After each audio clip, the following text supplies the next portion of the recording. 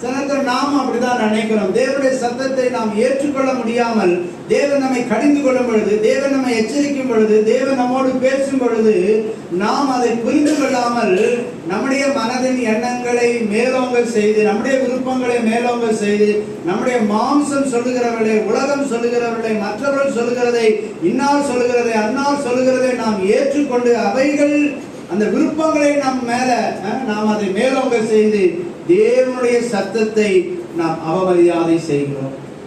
தேவன் நம்மோடு பேசுகிறதை, தேவன் நமக்கு உணர்த்துகிறதை விட்டு வழிவிலகுகிறவர்களா இருக்கிறோம்.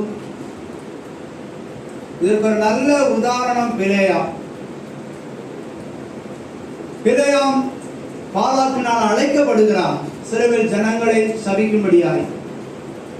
பிலேயாம் என்ன சொல்கிறானோ அப்படியே அந்த தேசத்திலே உண்டாகும், அந்த ஜனங்களுக்கு உண்டாகும். ஆகவே இந்த பிலேயாம் இப்படியாக அழைக்கப்படுகிற பொழுது முதலாவது தேவன் அவனுக்கு சொன்ன வார்த்தை, நீ போக வேண்டாம்.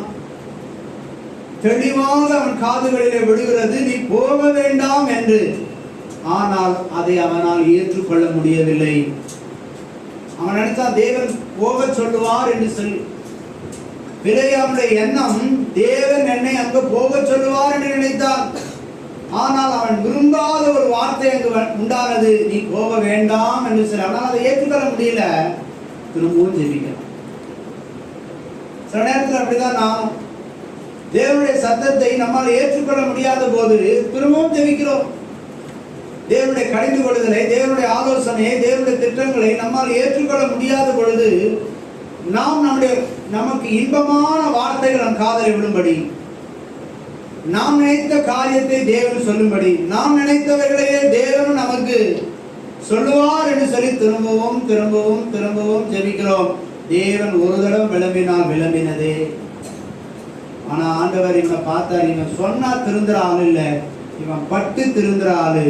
ஆகவே இவன் வழியிலேயே அவனை விடுவோம்னு ரெண்டாவது தடவை நீ போ, ஆனால் நான் சொல்லுகிற வார்த்தையே நீ பேச வேண்டும் அனுப்புனாரு.